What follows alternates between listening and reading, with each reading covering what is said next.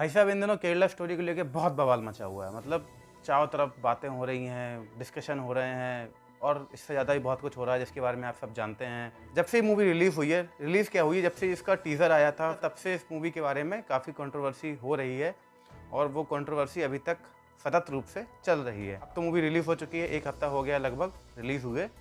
तो मूवी अपना अच्छा बिजनेस कर रही है, उसके पीछे काफ़ी वजह हैं। फ़िल्म के तौर पर केरला स्टोरी के जितने भी रिव्यू आए हैं वो अच्छे नहीं है। मतलब जो क्राइटेरिया होता है फ़िल्म को जाँचने मापने का, तो उसमें मूवी काफ़ी बिलो एवरेज हो रह गई है। मूवी 3-4 लड़कियों की कहानी है, इंडिविजुअल कहानी है। ऐसा कि मूवी शुरुआत में दावा कर रही थी कि ये 32,000 लड़कियों की कहानी है, लेकिन जब इस आंकड़े को केरल हाई कोर्ट में चुनौती दी गई तो इसके जो डायरेक्टर हैं उन्होंने बोला कि जिस प्लेटफॉर्म पर मूवी गई है, जहाँ भी 32,000 मेंशन है, उसको कम करके मैं 3 कर देता हूँ।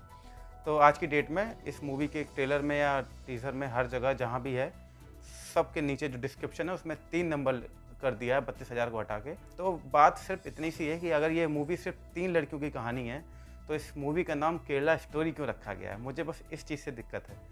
दिक्कत क्या है, मतलब यार इंडिविजुअल कहानी को आप पूरे स्टेट का नाम रखकर नहीं प्रदर्शित कर सकते ना।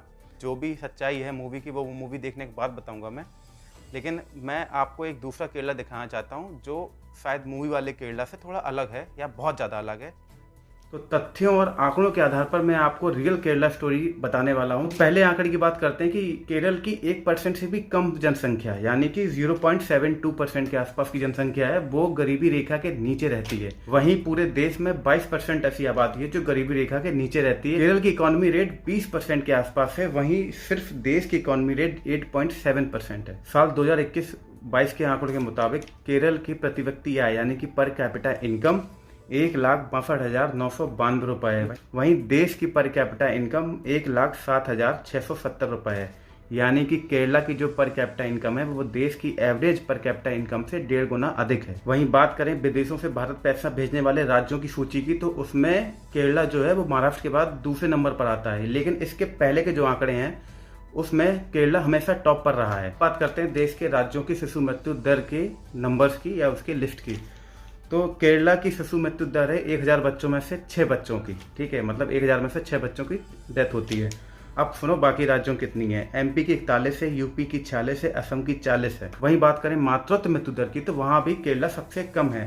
केरल की मातृत्व मृत्यु दर है 1.73%।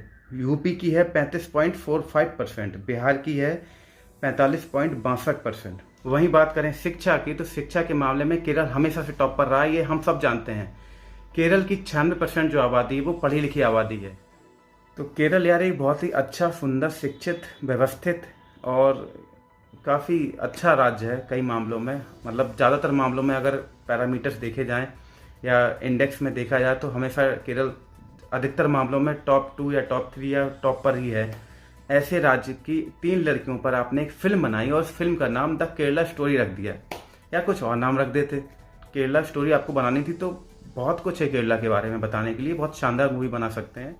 जिन 3 लड़कियों की कहानी को आधार बनाकर ये फिल्म बनाई गई है, 3 क्या अगर एक लड़की के साथ भी ऐसा कुछ हुआ है जिसको ज़बरदस्ती धर्म परिवर्तन करा के उसके साथ कुछ गलत हुआ है और उसको ISIS में भर्ती कराया गया है और यहाँ से अफगानिस्तान पता नहीं क्या क्या स्टोरी है कहानी में, अगर एक लड़की के साथ गलत हुआ है तो उसकी कहानी दिखाने लायक है तो दिखाओ, खूब ढंग से दिखाओ। मैं तो बोलता हूँ हर महीने एक मूवी ऐसी रिलीज़ करो, लेकिन एक कहानी को बेस बनाकर उस मूवी का नाम आप पूरे राज्य के नाम पर नहीं रख सकते यार, ये गलत है यार, अच्छा नहीं है।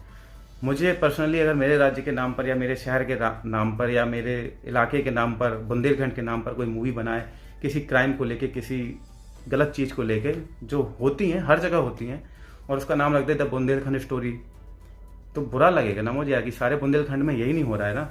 ऐसी फिल्में बनानी भी चाहिए, बननी भी चाहिए और देखनी भी चाहिए। ये नहीं कि यूपी और एमपी जैसे राज्यों में इसको टैक्स फ्री कर दिया गया है तो पश्चिम बंगाल में इसको बैन कर दिया गया है।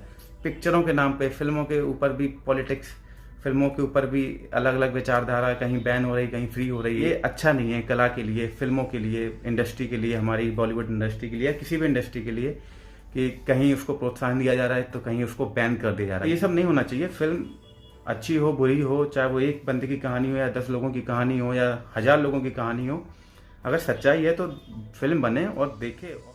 तो ये एक केरला स्टोरी है जो मैंने आपको बताई, और बाकी जो दूसरी केरला स्टोरी है जो फिल्म है वो मैं देख के आपको बताऊंगा कि मूवी कैसी है, क्या है।